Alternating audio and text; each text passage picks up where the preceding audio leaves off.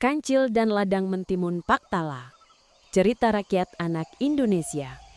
Bayangkan seekor kancil yang cerdik tapi juga nakal, berani mencuri mentimun segar di kebun Paktala. Awalnya ia berhasil, tapi siapa sangka jebakan cerdas Paktala membuatnya terperangkap tak bisa bergerak. Apakah ini akhir dari si kancil yang terkenal cerdik dan pintar? Atau justru ia kembali lolos dengan kecerdikannya? Tunggu sampai kalian dengar bagaimana kancil membalik keadaan dan menipu bukan hanya Paktala, tapi juga anjing penjaga rumahnya. Halo teman-teman semua, kalau kamu suka cerita hewan dan dongeng seru, jangan lupa like, share, dan subscribe supaya nggak ketinggalan cerita berikutnya ya. Di sebuah pinggir hutan, hiduplah seekor kancil yang cerdik namun juga nakal. Suatu sore yang terik, perut kancil berbunyi keroncongan. Dari balik semak-semak, ia mengintip ladang mentimun milik Paktala yang hijau dan subur. Wah, mentimun itu kelihatannya segar sekali, gumam kancil. Tanpa ragu, kancil melompat gesit melewati pagar kayu yang rendah dan mendarat di tanah ladang yang gembur. Kres, kres.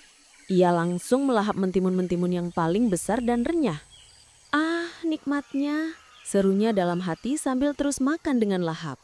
Keesokan paginya, Paktala datang untuk memeriksa kebunnya. Betapa terkejutnya ia saat melihat banyak tanamannya rusak dan buah mentimunnya hilang. Siapa yang berani mencuri hasil kebunku? Geramnya. Ia kemudian melihat jejak kaki kecil di tanah. Ah, pasti ini ulah si kancil. Paktala tidak mau kecolongan lagi. Ia pun membuat orang-orangan sawah dari jerami, lalu seluruh badannya ia lumuri dengan getah nangka yang sangat lengket. Dengan perangkap ini, kau tidak akan bisa lari lagi, kancil. Gumam Paktala sambil meletakkan jebakannya di tengah ladang. Sore harinya, kancil kembali ke ladang. Ia melihat ada sosok aneh berdiri di tengah kebun. Mengira itu adalah Paktala, kancil berteriak dengan sombong. Hei, kenapa kau diam saja? Minggir dari jalanku. Orang-orangan sawah itu tentu saja tidak bergerak. Karena kesal diabaikan, kancil menendang orang-orangan sawah itu sekuat tenaga. Plak! Kaki depannya langsung menempel erat. Semakin marah, ia menendang dengan kaki lainnya dan menanduk dengan kepalanya, hingga akhirnya seluruh tubuhnya terperangkap tak bisa bergerak. Tolong, aku terjebak, teriaknya panik. Paktala datang dan tertawa pulas melihat kancil tak berdaya.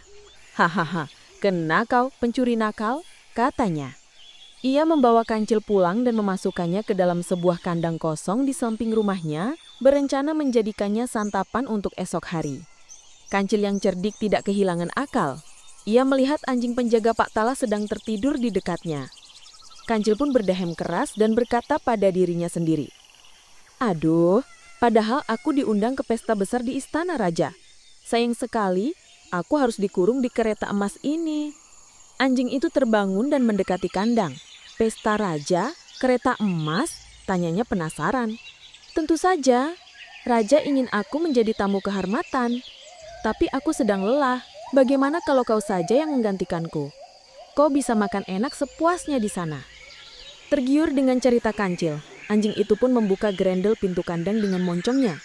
Begitu pintu terbuka, kancil langsung melesat keluar. Dengan cepat, ia mendorong anjing itu masuk dan mengunci pintunya.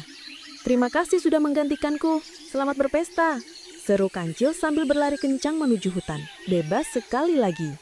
Tamat. Teman-teman, dari kisah ini kita belajar bahwa kelicikan tidak selalu membawa kebaikan.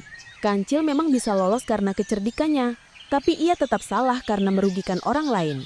Ingatlah, lebih baik kita jujur dan bekerja keras daripada mengambil yang bukan milik kita. Karena sekecil apapun perbuatan nakal, pasti ada akibatnya. Terima kasih telah menonton videonya. Kalau menurutmu seru, dukung kami dengan cara like, share, dan jangan lupa subscribe ya, supaya nggak ketinggalan kisah seru selanjutnya.